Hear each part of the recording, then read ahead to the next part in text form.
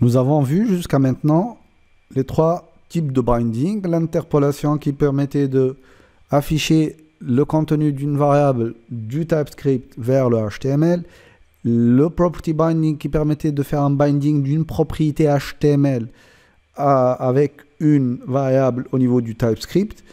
L'event binding qui permettait de binder un événement au niveau du HTML, donc écouter ce qui se passe au niveau du HTML pour déclencher du traitement au niveau du TypeScript. Et maintenant, on va voir ce qu'on appelle le two-way data binding. Donc, le two-way data binding, c'est un binding des deux côtés. C'est-à-dire que ce qui va se passer au niveau de notre propriété va affecter la variable et le changement de la variable va affecter automatiquement le tag, la balise qui se trouve au niveau du HTML. Donc, ce que je vais faire ici, c'est que je vais aller modifier le comportement de cet élément-là. Je vais enlever ça. Je vais enlever... non, je ne vais pas enlever la propriété red. Je vais aller au niveau du color component et enlever... Pardon. Et enlever tout ça. Donc, laissez-moi juste le temps de mettre en forme ce code-là pour avoir du code moins brouillon. Voilà. Et donc, ce que je vais aller faire, c'est que je vais enlever ça. Et ça, voilà. Et je vais lui dire que je vais avoir du two-way data binding. Two-way, c'est dans les deux sens. Donc, on a besoin du property binding et de l'event binding, pardon. Donc, on va avoir un crochet suivi d'une parenthèse, une parenthèse suivie d'un crochet. Et là, je vais lui dire, je vais utiliser le mot-clé ngModel. Voilà.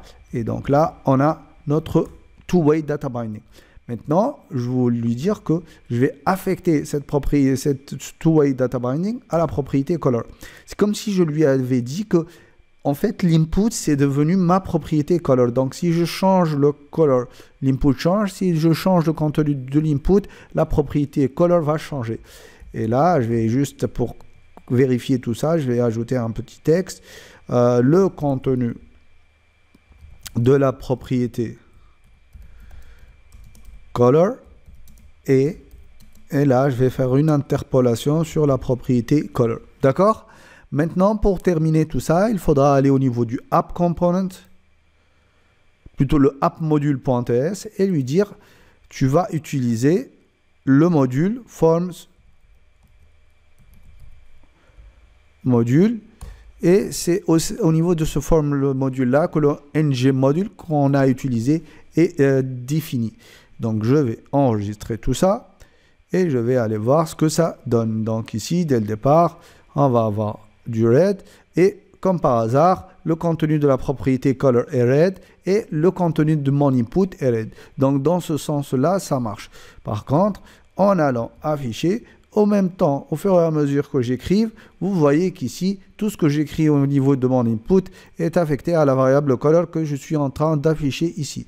Et maintenant, en ajoutant le W, automatiquement, on a notre couleur, la couleur de notre div qui change.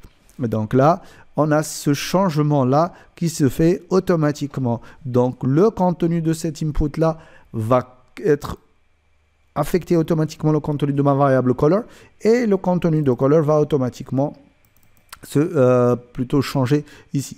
C'est ce qui fait qu'on a du two-way data binding.